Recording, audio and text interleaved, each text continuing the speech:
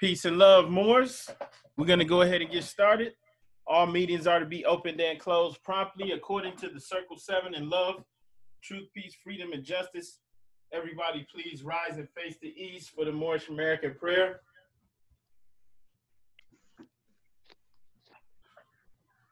Remember, that's 5 on the left, 2 on the right. Allah. Allah. The Father of the universe. Father of love. Truth. Peace. Freedom. And justice. Allah is my protector. My guide. And my salvation. By night and by day. By day. Through his holy prophet. Through Ali. Amen. Islam. Okay, I want to announce that the meeting is now open. But first and foremost, we always rise and give the highest praise to the Most High, the creator of the universe, our Father God, Allah. We give honors to our divine prophet, Noble Drew Ali, for bringing us our divine creed and nationality, returning our ways to us so that we may learn to love instead of hate. We also give honors to the forerunner to the prophet, our brother Marcus Mosiah Garvey, for preparing the way for him. We also give honors to all the adepts and sheiks and all the faithful Moors that make up the grand body of the Moorish divine and national movement. Honors to the first appointed Supreme Grand Sheikh appointed by the Prophet, Brother E. Millie Ill, and honors to the current Supreme Grand Sheikh, our Brother K. Dandridgel. We also give honors to the Grand Council of the Moorish Science Temple of America, and honors to all you ills and bays on the call. Islam, Islamism. Now, Brother Jackson Bey, would you please read the Divine Constitution and Bylaws? Islam rise, giving perfect praise to Allah, honors to the Prophet, honors to the Muslims. Salvation, Allah, unity. The Moorish Science Temple of America, the Divine Constitution and Bylaws. Act 1. The Grand Sheikh and the Chairman of the Moorish Science Temple of America is empowered to make law and enforce law with the assistance of the Prophet and the Grand Body of the Moorish Science Temple of America. The Assistant Grand Sheikh is to assist the Grand Sheikh in all affairs if he lives according to love, truth, peace, freedom, and justice, and it is known before the members of the Moorish Science Temple of America. Act 2. All meetings are to be open and closed promptly according to Circle 7 in love, truth, peace, freedom, and justice. Friday is our holy day of rest because on a Friday, the first man was formed in flesh, and on a Friday, the first man departed out of flesh and ascended unto Father God Allah. For that cause, Friday is a holy day for all Muslims all over the world. Act 3. Love, truth, peace, freedom, and justice must be proclaimed and practiced by all members of the Moorish Science Temple of America. No member is to put in danger or accuse his brother or sister on any occasion at all that may harm his brother or sister, because Allah is love. Act 4.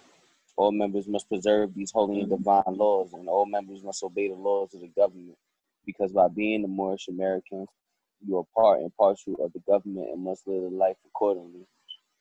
Act 5. This organization of the Moorish Science Temple of America is not to cause any confusion or to overthrow the laws and constitution of the said government, but to obey hereby.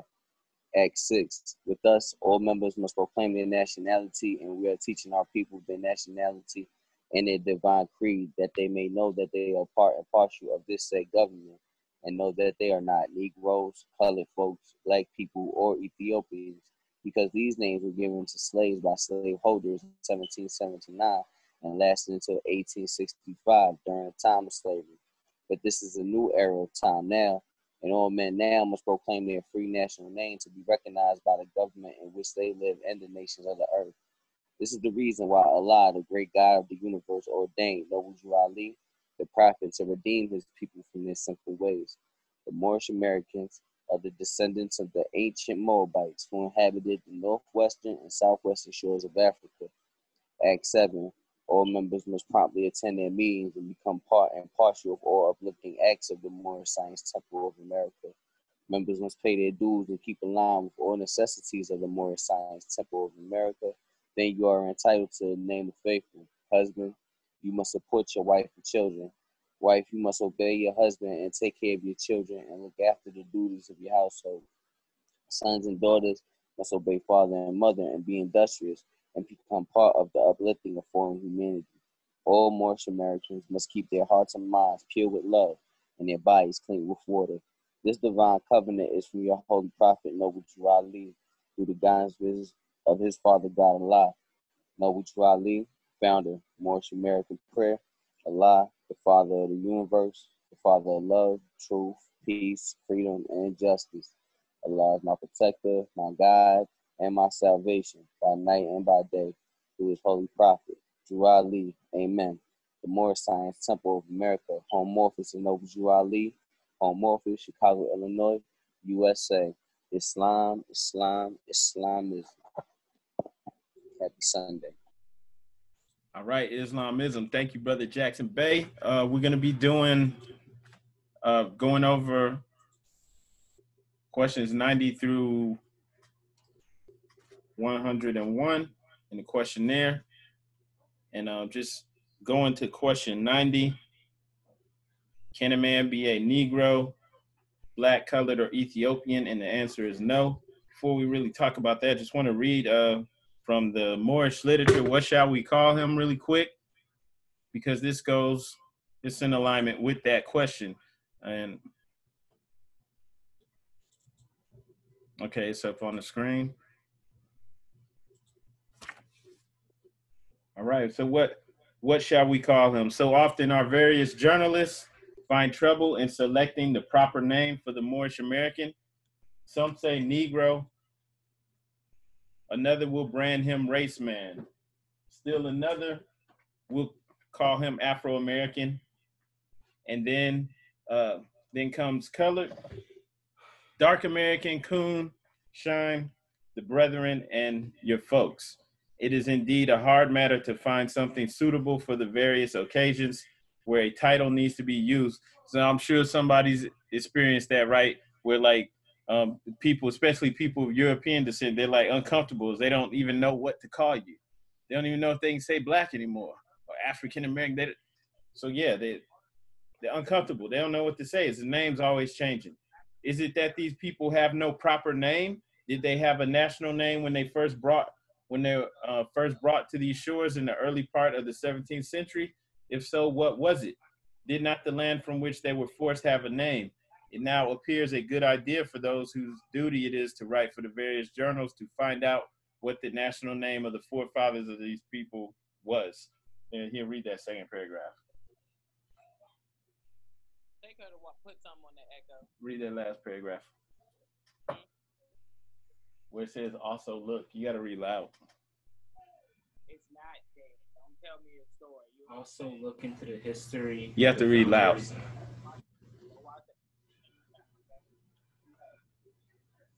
Also look into the history of the founders of civilization and see who they were and where they stood in the building of the present civilization. Probably 2 hours in an up-to-date library would serve to relieve the strain of our men of letters when the occasion presents itself for a title for these people. The matter of the various names given to these 22 million people of all colors of every race of the globe was an act of European psychology. They gave him a name, then defined it as something inferior to theirs, white. They defined as a color of purity, black. Give me something to drink, Brandon. They say it represents everything of evil. The Negro, as they were called in this nation, have no nation to which they might look with pride. Their history starts with the close of the Civil War, or more properly with his being forced to serve someone else. Thus, he is separated from the illustrious history of his forefather, who were the founders of the first civilization of the Old World. This matter should be looked into with a hope of correcting it. All right, stay right here. Okay, so what shall we call them? So obviously there's a lot of confusion to this, and then there's obvious reason why as well.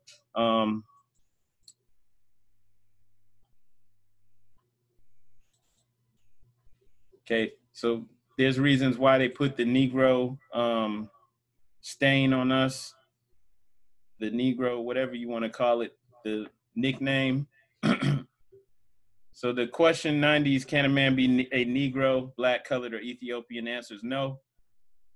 Okay, and so the prophet lets us know that black is something that's dead, and we're not a dead thing, so we can't be black, right? We're not painted, stained, varnished, or dyed, so we can't be colored, but we actually, people were actually being called that, right? At a point in time. We still have the proof of it, right? You see the signs from the civil rights era and Jim Crow era that say colored drinking fountain. Our people were actually going by that and calling themselves a colored man, a colored woman. And we still have organizations that's supposed to represent us called the NAACP. And then they also called us Ethiopian, which Ethiopia is just a thing divided. We can't be that. Okay? And then we're not a river containing black water, which is Negro, but also Negro or nigger, like they call us, has another meaning as well. Like what is really the nigger? Okay? The troglodyte nigger, okay, if you just look that up. Look that up. The troglodyte nigger is what? Read this. Hang on.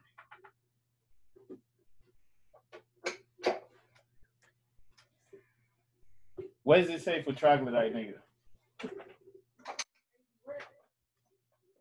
Yeah, read it. Read it loud. The troglodyte nigger is the caveman or cave dweller, being any of the members of the prehistoric paleo people that lived in caves. Being any of the members of the prehistoric paleo people that lived in caves. The caveman or cave dweller. That's the troglodyte nigger. Keep reading. A troglodyte is anyone who lives in a primitive, low, or degenerative fashion. Yeah. What is it related to? Nigger is related to Paleolithic and the anthropoid ape, being a chimpanzee or gorilla. Okay, so that's the scale that they show you, right? When they show you the evolution of man, right? They'll show you the man going from chimpanzee to an upright walking man. Yeah. That's not our story. But they'll show this all the time. They had this in school, right? And they're not being specific on purpose. Okay? So they've said that you're that thing at the beginning of the scale. That's what they put on us. And then we're wondering why, our people are saying Black Lives Matter, right? So we can't do that. So that upright walking chimpanzee, which also the prophet told us that a nigger is something that, it's a four-legged beast. Okay? So it's the caveman. And they put that on us, flip the script. So of course we can't be that. So it's extremely important to get outside of that, to step outside of that, define who you are. And I just wanted to show that because this is not common knowledge, but it's not hidden. This is not, these aren't rumors. This isn't something that's conspiracy. Oh, this is what's actually a part of official mainstream science. They just don't talk about it. Okay, so that's extremely important. We have to know who we are. We have to be resolute in that. There's no ifs, ands, or buts. You can't sometimes, oh, I'm a nigga, you're a nigga. What? No, never. You really want to put that caveman, cave beast type thing on yourself? Okay, and then of course they're pushing that savage program on us too right now, right? So they want us to be savage so that we can stay here and stay in the conditions that we're in. All right, so going on to the next question. Why? Because man is made in the image and after the likeness of God, Allah. All right, so we're not made in the image of this upright walking ape. We're made in the image and likeness of God. And that's our divine nature. So we're returning to our divine nature. And so it's of the utmost importance that we have a clear and thorough understanding on this, right? Because that's the light that was hidden from us. And just talking to our people, you know, we can see that that light is still, for the most part, hidden from our community. We don't know, and that's why we don't see anything wrong with the labels that are being placed on us. We've truly been tricked. And then what title does Satan give himself? He gives himself the title of what? God. Okay? And earlier on in the questionnaire, we went up through the 5 personalities of Satan, the mask that Satan used to hide the lower self, right? It's the adversary, it's the deceiver, it's the one who invites others to the disobedience of Allah. And then it'll clothe itself in the garb of truth so that you're unaware. And so if they name themselves, the Europeans who tricked us, if they name themselves white, and white means purity and ruler of the land, right? We're trusting them. And that's why we still, like, for the most part, collectively see them as the authority figures. A lot of people won't even want to listen to this unless a so-called white person co-signs on it. So not knocking, you know, the people in general, just have to point out the truth. We have to tell the truth, right? So pretending to be God, Satan whispers in the heart of mankind, enticing us to perform deeds. And on the surface, they look harmless, but in reality, it's our own destruction. And we see that even just with the music, we think it's harmless. We don't think there's anything really wrong with it. But we know through our study, through returning to our divine right, we know that we are to conquer the lower self. The lower self is meant to be the servant of the higher self. We're supposed to be on the throne. There's a picture, I don't have it up here, but there's a picture where Osiris is trampling the serpent. He's trampling the lower self, right, from ancient Egypt. And this is how we're all supposed to be. And so while we're actually supposed to rise up into our higher self and dwell in the higher self, the program that's being pushed is savagery, right? And it seems so innocent. It doesn't even seem like there's anything wrong with it. There's also statues from ancient Egypt where you'll see the pharaoh, and it looks like he just has his headdress on. But when you look at the statues from the side and the back, you can see that actually it's a hawk that's on his head and behind him, and his wings are draped over him. It looks like the headdress that hangs down over their shoulders. And the reason they show that from an ancient Egyptian perspective, that's showing because the higher self is represented by that hawk, and that's showing you that the higher self in this person is conscious. They're dwelling in their higher self. Okay, and that's what the ancients strived for, and this is what we're returning to. And so there's a lot of money and resources being pumped into keeping us low level in the savage self, you know, thinking that's cool. It's innocent, it's harmless, there's nothing wrong with it. But when you dwell in that lower self, it ruins your life. It brings misery. It brings, you know, everything evil into your life. Okay. And question 93, will you define the word white? White means purity, purity means God, and God means the ruler of the land. Okay? And so this is the name that these people gave to themselves. All right? So the term white, just like the term black, is not referring to skin color, but it's been applied to our social, political, social, economic landscape that we're living in. And now the people who are at the top, who hold most of the wealth, are the ones who call themselves white. And they've defined black, you know, as being less than, being at the bottom permanently. Islam. Islam, brother. Hey, I just wanted to just made me think of so you know how people walk around and say, you know, the white man's the devil, right?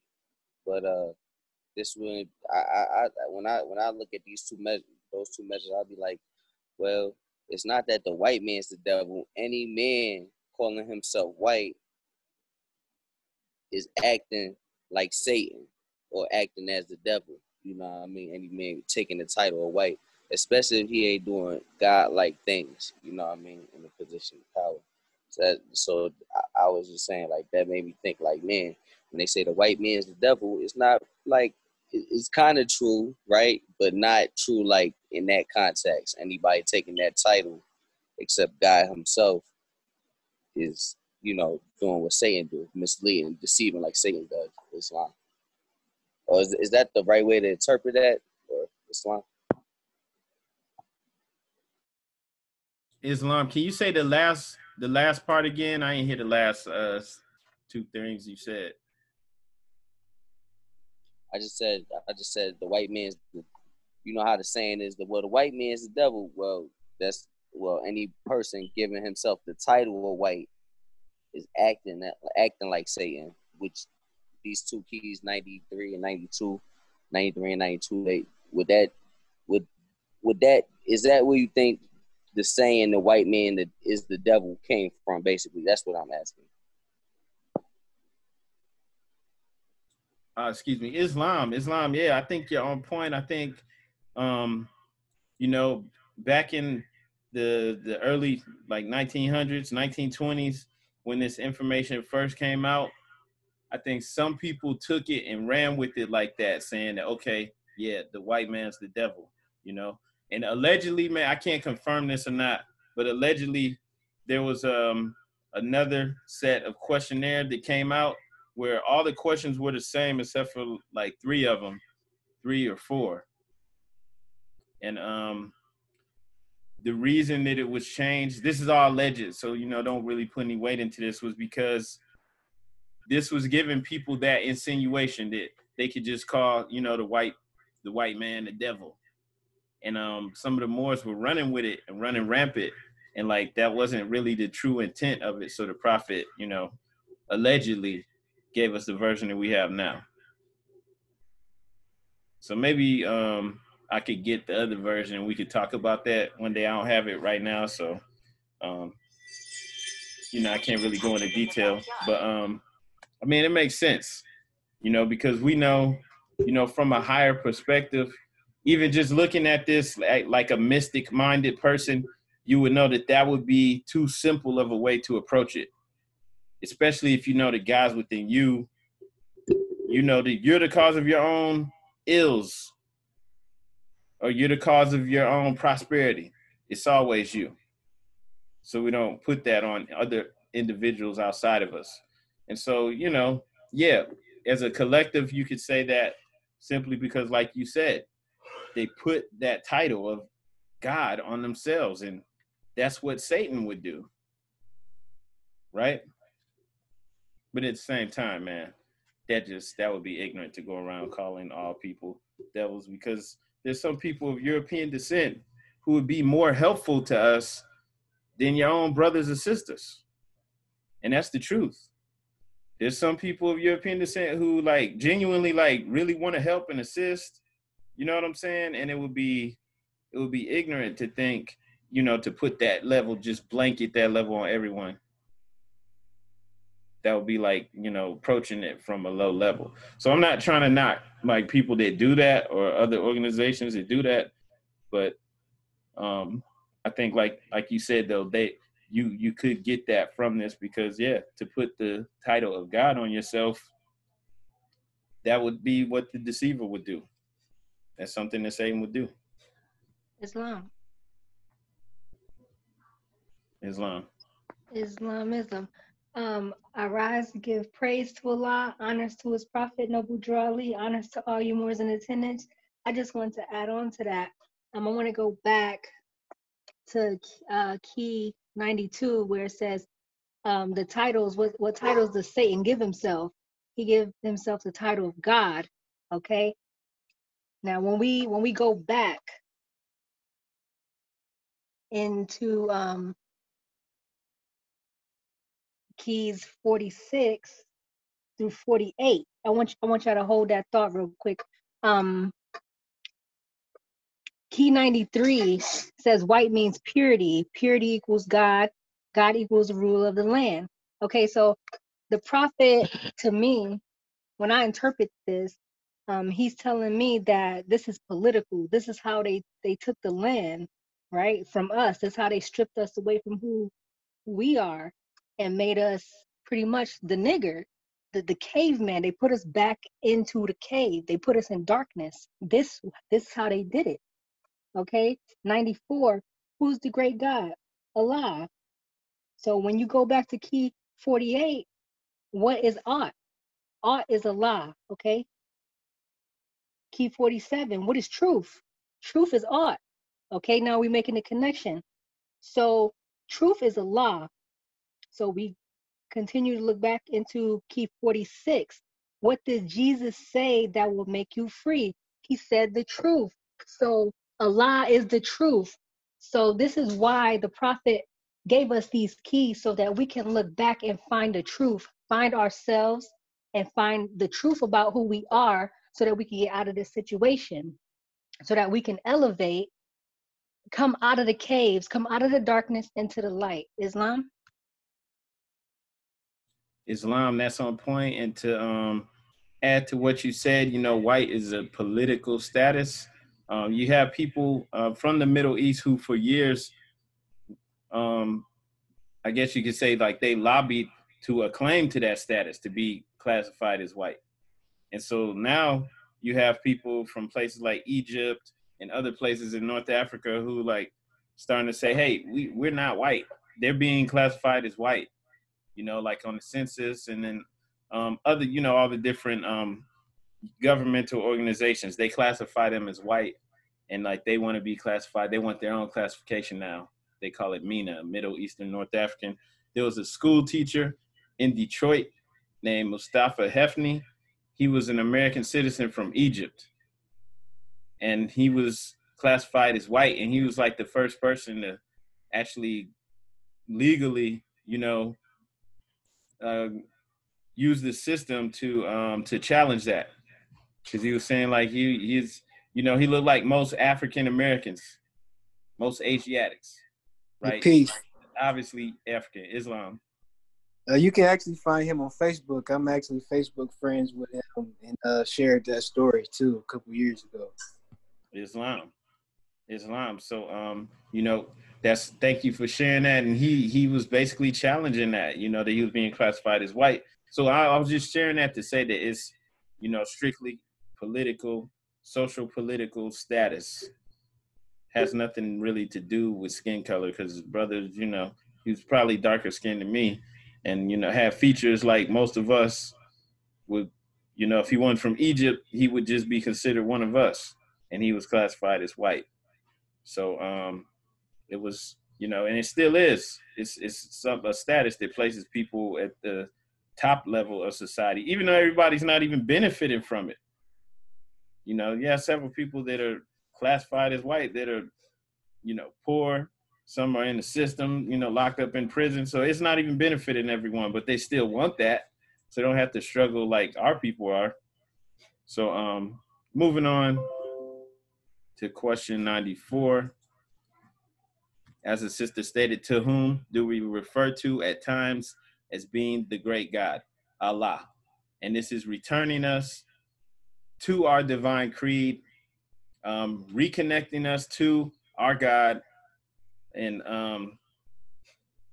without this, we would still be lost. For the most part, our people have been under Christianity, under the Pope, and under a status where we were given the light. We were given a religion, right? And whenever you're in that status where someone can give you civilization, someone can teach you, you're now underneath them, and they, this is stepping us back outside of that, returning us to our roots, where we came from, what we have actually also not knocking any other religions, but what we have actually predates Christianity, right? So nobody can say that they made us. They they they civilized the savage. No. We're returning to the root. Then question 95, is the devil made in the image and likeness of Allah? And then the answer is no. He is a shadow of our lower selves and will pass away.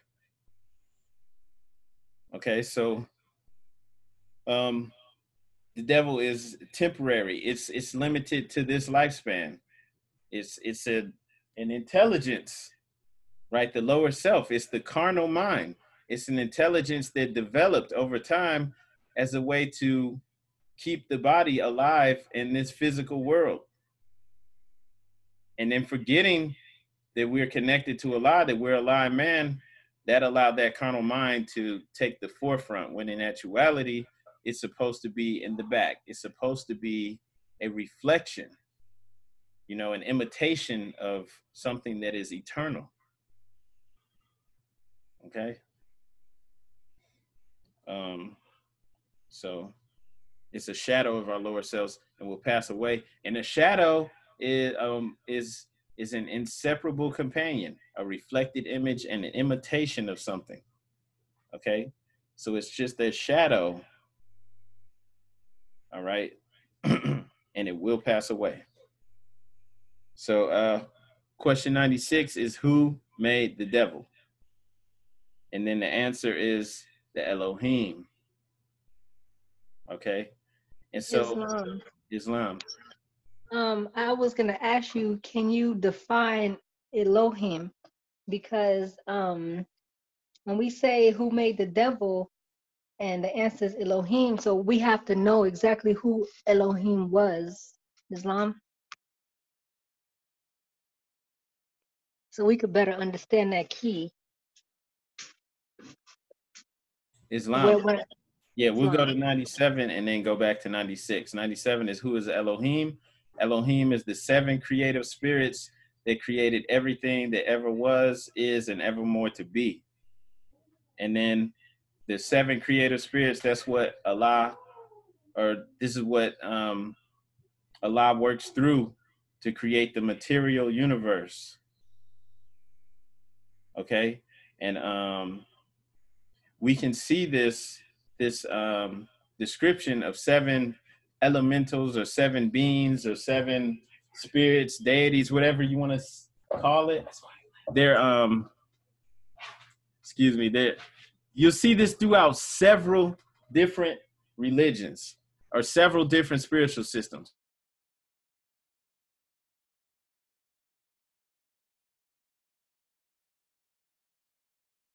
Okay, so we'll see this in several different cultures. It's something that we'll see in ancient Egypt with the 7 creative spirits, the ancient Hebrews. This is in the Kabbalah. We even see this over here in the Americas with the ancient Olmec or the ancient Mayan cultures, right? The 7 creative spirits that are responsible for creating and maintaining the physical universe. Okay? And then the name Elohim, if you look that up, that means gods or deities. These are the 7 dynamic thoughts of Allah, transcendent and omnipotent.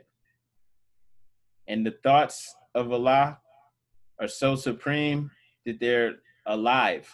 They're literally alive, and they actually exist as living spirits. Islam. So it's not just Islam. Islam, right there. I wanted to add on, because when energy is created, when it's manifested, remember, everything has polarity or duality. So when something good is being made, or in our perspective, something good, it automatically has a negative counterpart to it. Islam, I mean, for example, just us in the flesh, we have our truth and falsehood strangely mixed. Everything has that. And that right there explains, because people is like, well, why did the Elohim make the devil? You know, like, why would God put us in this position so that we could, you know, suffer? It's like, no, at this point, when things are created, it's created, you know, like I said, with polarity. So in that manner, everything is a choice. It all comes from or reflect from your mind and, you know, what you're focused on, Islam. And that's why we're in a position right now in this world where even though all this stuff is happening, chaos, suffering, like there's a lot of people not going along with that program. And they don't feel the same way that other people who's focused on it, who's buying into it, you know, those people are living harsh lives. They're suffering because this is what they're attracted into their universe. Well, they're pulling these distractions, these negativities into their world, Islam. So I just wanted to kind of help people understand, like, why we have the Elohim creating, the Elohim representing the true and living God, the seven deities, the seven powers that's within us. How is it also creating the devil, Islam? Islam. So that's on point. Like basically with what you're saying, you know, okay, we have the seven thoughts of Allah that are actually alive and maintaining the universe, which would be the seven Elohim, and they're in all aspects of different ancient cultures. They're even in like in Yoruba and Voodoo is the seven main orishas that then they're also within, like in the inner universe inside you with the seven chakras, right? There's actually multiple chakras, but you have seven main chakras, and so you always have that circle seven inside that's like actually maintaining the order of the world or of the universe, right? And so you know, that's how you can also balance yourself, your inner universe, by, you know, going within, starting to balance out your chakras, right? Because that's the unit that maintains our body, our system. And so we always have this here, and that's why they would be the creators of everything in the physical world, including the lower self. They would be the ones who maintain or know that this body, this carnal body, is going to need a consciousness to survive in this world, because we're in the world where there's a lower density and it's kill or be killed. Everything's eating everything, consuming everything. So the bodies obviously need to have a consciousness to stay alert and awake. And that's what the lower self was created for. And in chapter 1, we're given names for the seven Elohim, and the names that man would give to them are let's see, plant, protoplast, beast, man.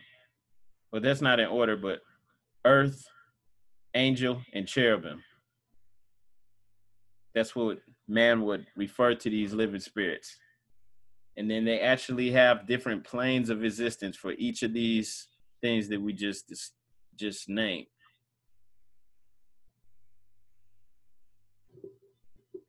Okay. And so when in 96, when it's saying who made the devil, we're talking about the lower self, the consciousness of the body. It's created by the Elohim. The Elohim, for the most part, to answer 97, these are the ones who maintain and who created, you know, and maintain the universe that we're in, or that we think that we're inside of. And then going to 98, what is the Elohim sometimes called? The seven eyes of Allah. So these would be like kind of like the advisors or watchers for God. The eyes are a time-honored symbol of watchful vigilance. All right, in the Quran in chapter 11, it says that the triune Allah breathed forth and stood 7 spirits before his face, and that means that Allah basically differentiated himself 7 times.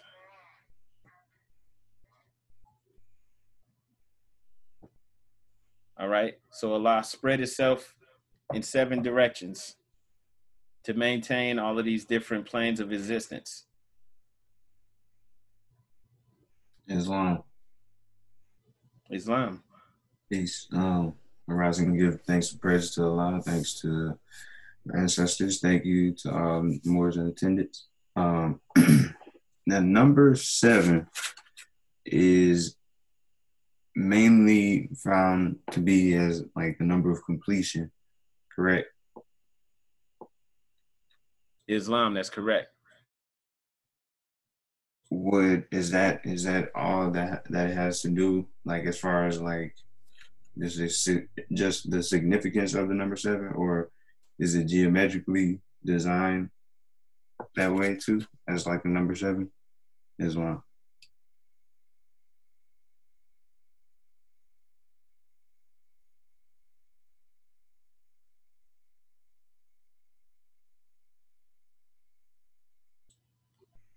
All right, Islam. Okay, so the number 7, let's see, let's look this up. Hold up.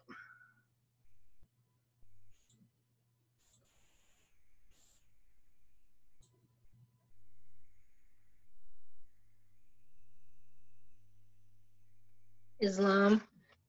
The number 7 means, well, for us, the circle 7 stands for perfected man.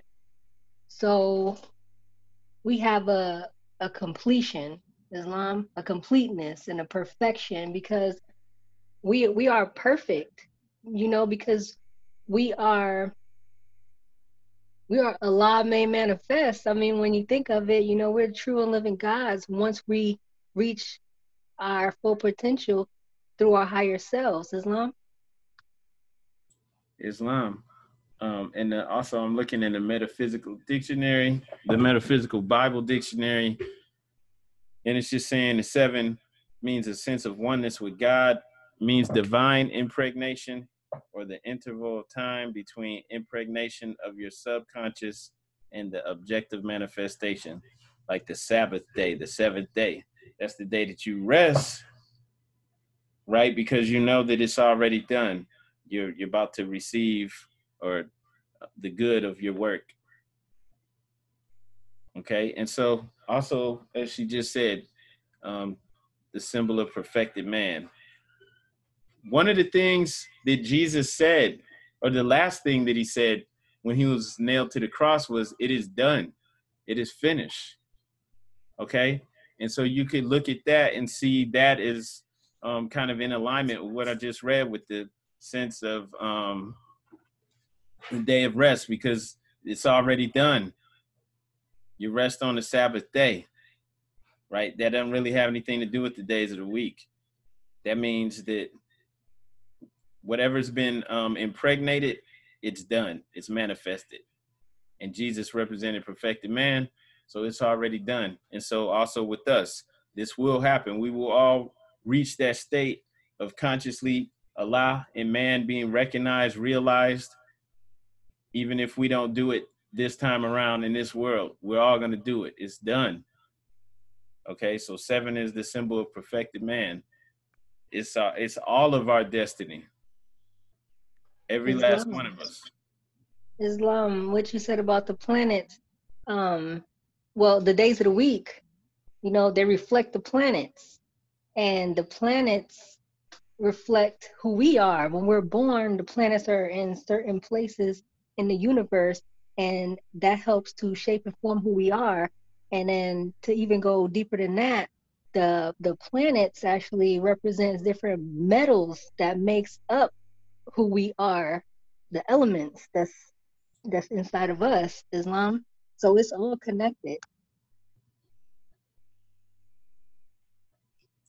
Islam. I just feel like it's real significant that, even by how we traveled was in like a 7 type of like design. Cause like if you look at it, we had the Empire of Morocco and Egypt and everything we conquered, but we also moved north and conquered, and then we moved west and conquered Islam. Peace. All right, Islam. Okay, so yeah, we're speaking on question 98. What is the Elohim sometimes called? The 7 eyes of Allah. And we're just saying how Allah basically spread himself out, you could say, in 7 directions, or created himself 7 times. And those 7 creative spirits are all watching over their different planes of existence. And with that, I was gonna pull this up. There was this artist who like paints stuff, kind of, I guess you could say, kind of spiritual artwork, and it's kind of like representation of this guy's experience with the infinite, just showing all of these eyes everywhere in every direction. And that's kind of just symbolic of the experience of the infinite, or the creator, being everywhere, in every place, at every time. And so, like, with that description of the 7 eyes of Allah being the Elohim, that's Allah being over each plane of existence, all the different planes of existence in the universe, all at the same time. And since Allah's thoughts are alive, just like we're also thoughts of Allah, and we have, our spirit, our consciousness, our spirit is a thought of Allah, and it's a real and it's alive. And that's how the Elohim are too, on a whole different level. All right. And even on a smaller level, if there even really is a big or small, you also have these eyes in different directions too, and all of these different thoughts of Allah. That was why I was showing that artwork. Some people say that that's what the pineal gland is, right? They say that the actual pineal gland within your brain is designed like an eye, like it actually has some of the same physical traits as your eye, but it's in the middle of the brain. And that's like an eye of Allah as well. It's there, collecting experience, experience it as Allah, and all of us have that eye within us. And then you also have these beings that are actually maintaining the universe and creation. Islam. Okay. Question 99 is, how many days are in the circle? And then the answer is 7 days. All right. Anybody have any questions about that? Islam, why does it say how many days in the circle instead of in a week? Islam, because if we look at circle and then we go back to cycle, cycle is how we measure time. Islam. That's on point. And the cycle doesn't have any end, right? Like we're thinking of a week, that has a beginning and an end, but this stuff has no end. It just keeps going. It's a circle, a cycle. We live in all these different cycles. Everything's, going on and on, there has no end. So, in the circle, there is no end. We have 7 days in the circle.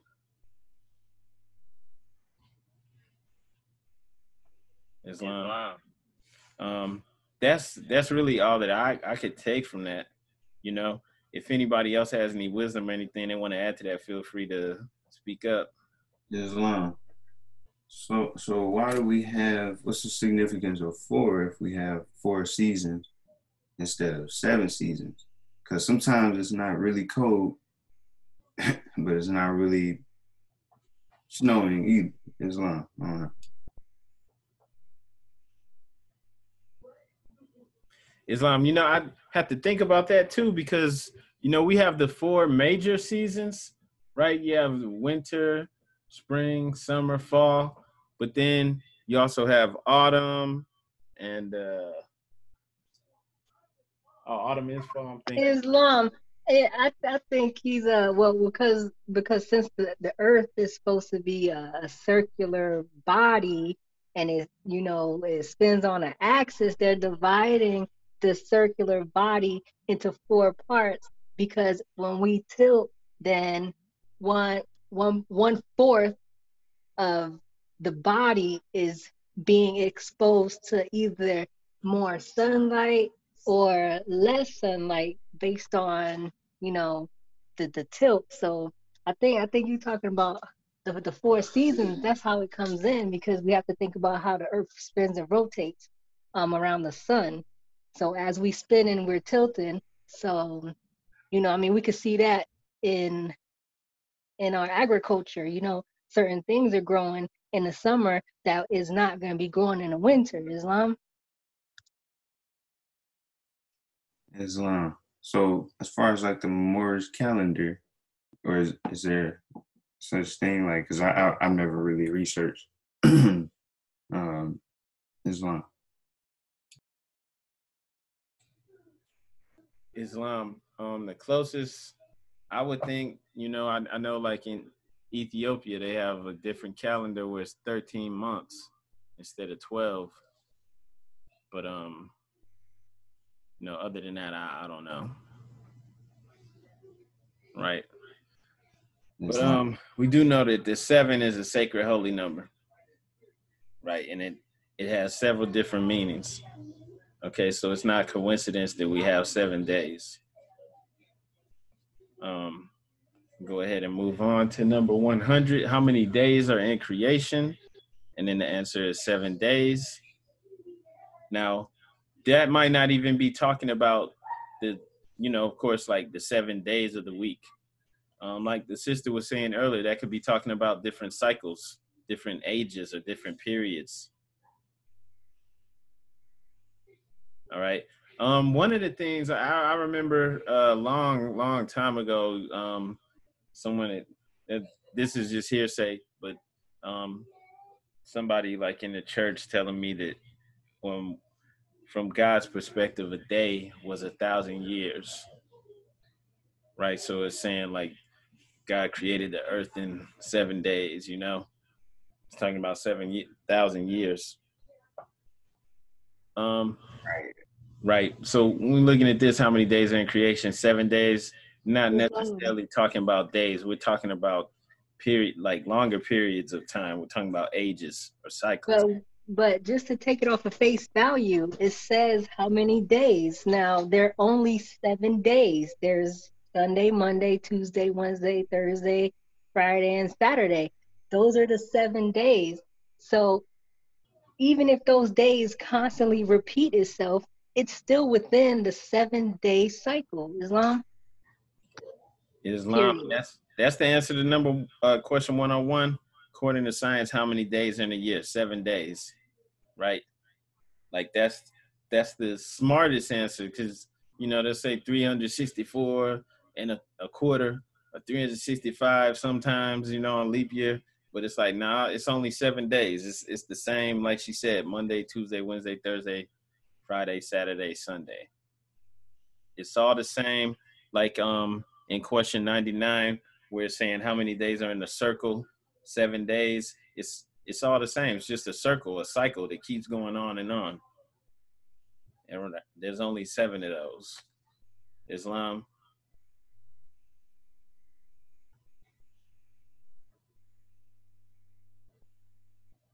All right, so that's it. Guess next Sunday we'll pick back up in the beginning of the questionnaire. And if anybody has anything they wanted to add, any questions or anything, feel free to speak.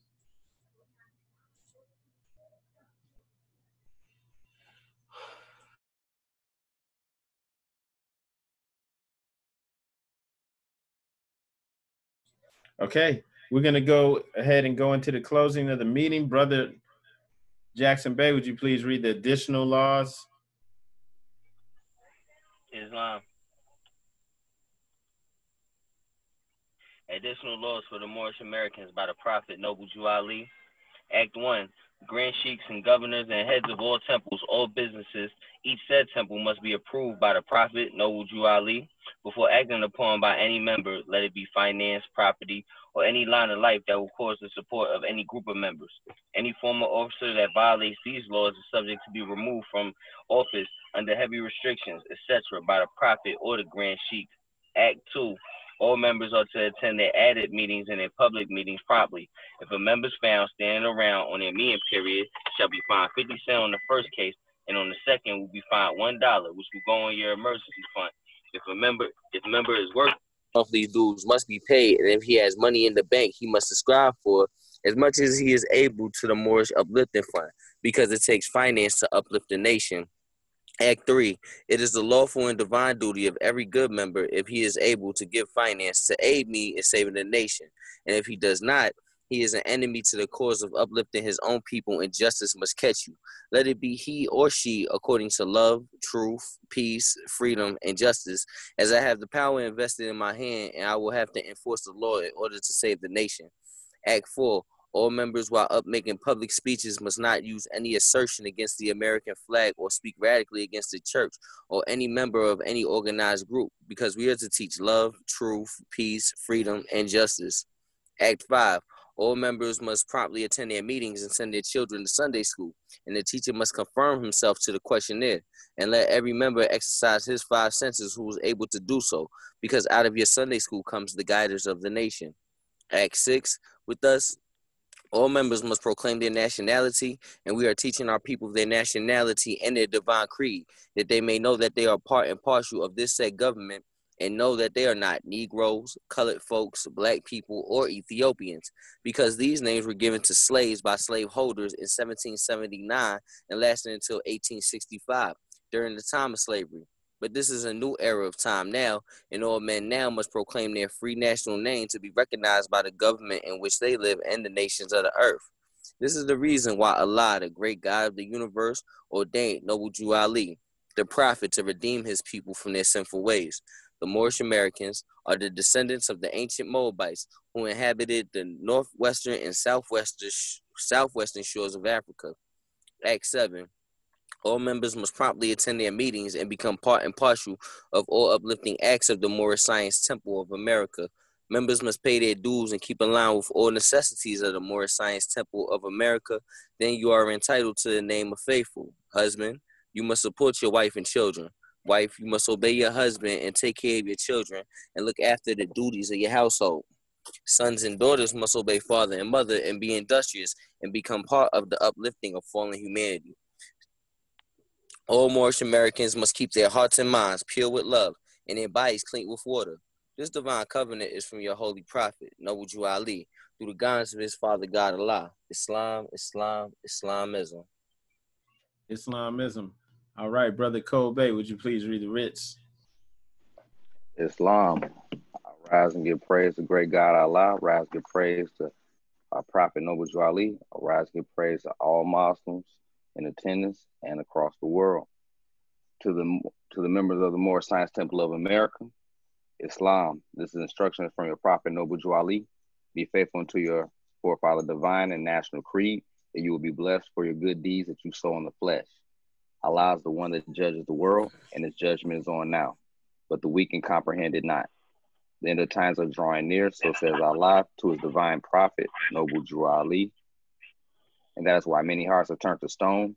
Many have eyes to see, but cannot see, ears to hear, but cannot hear. At least they will be confined of their sins. These are the trying hours now, dear Moors, and every evil spirit is moving, and they are trying every weak mind to overthrow and drag out the true foundation that has been laid, and to cause confusion in the minds of the ones that do believe. But if you have the true love of Allah and the spirit of your forefathers, you fear not what you hear or see, but will sacrifice the utmost of your very life to protect your movement and your prophet. Watch your enemies, dear Moors. Your enemies are the ones that speak against your prophet and ridicule him to the very lowest. and the ones that speak against your divine and national principles of your temples. Act accordingly, and Allah will bless you for your good work. Peace. Your divine prophet, Noble Drew Ali. To be proclaimed at every meeting, Islam. I am glad to know I have a few faithful Moors among you all, and I desire for them to know the truth and the divine truth. There's a host of jealousy about me and the movement now by the same people of our side of the nation that claim that I was a joke and unreal. But now, since they have found out from the government officials and the nations of the earth that this is the only sole foundation that all Asiatics must depend upon for their earthly salvation as American citizens, they are working every scheme that they can to disqualify me so they may take charge of the situation. I have notified all these things to you long ago in the past. It is through the faithful Moors that attribute to the movement and uplifting funds. The ones that pay their divine respects to me and the movement will be remembered. That's why I'm calling upon all faithful Moors to increase their faithfulness to me, your prophet, and your divine Moorish movement. I need finance, and I need it badly. Never before have I needed finances so badly as I do at present. So may I shove aside the discord that is facing the nation. It all comes through jealousy because of my fame and nobility. The nations of the world will not recognize the movement without I, the prophet, being head. It has been proven by my works, which I have performed in the past few years. Prophet Noble Drew Ali. Prophet warns all Muslims to be read in every meeting. I hereby inform all members that they must end all radical speeches while at work, in their homes, and on the streets. We are for peace and not destruction. Stop flashing your cards to Europeans. It causes confusion. Remember, your card is for your salvation. Failure to obey these orders will be a severe consequence. We are for love, truth, peace, freedom, and justice. And when these principles are violated, justice must then take its course. Any member or group of members who hold malicious feelings towards the temple or the prophet or violate the divine covenant of the Moorish movement will receive their rewards from Allah for their unjust deeds. All true Moors will and must obey the law laid down to them by their prophet. If they lose confidence in their prophet, they should turn in their card and button, cease wearing their turban and fez, and return to the state where I, the prophet, found you. This is a holy and divine movement founded by the prophet Noble Drew Ali, and the prophet is not right, the temple is not right. The prophet, therefore, is sending out a divine plea to all Moorish Americans. They do their part in protecting their prophet and the temple. This is an everlasting movement founded by the prophet through the will of Allah to redeem his people from their sinful ways. Peace. Noble Drew Ali. Islam, Islam, Islam is. Islam. I want to add one thing. I want all you Moors to look up this right here. Look up 7 days. How many hours is in 7 days? You should get 168 hours, right? And then look up how many minutes is in 7 days. That should give you 10,080. Then look up how many seconds, right? That should give you 604,800. Then I want you to do some numerology where you break those down, because the hours, when you break it down, it'll give you 15, right? Because 8 plus 6 plus 1 equals 15. Then 5 plus 1 equals 6. Okay, we're going to do that all the way down. For the minutes, you're going to get 9, because 10 plus 8. And then for the seconds, you're going to get 18, which 8 plus 1 gives you 9, right? So then you come up with the number 7,699. Then I want you to look that up. Just look up the meaning of that number right there. And you might get different things. So I want to know what y'all find. But this is what I found when I looked up that number. It represents your field work for your personal development, a time for professional growth, and new positions. I just wanted to share that with y'all because I thought it was pretty dope and in alignment with what we're studying today. Islam. Islamism. Islam. Islam, thank you both. All right, we're going to go ahead and go into the closing. All meetings are to be opened and closed promptly according to the Circle 7 in love, truth, peace, freedom, and justice. Please rise for the closing prayer.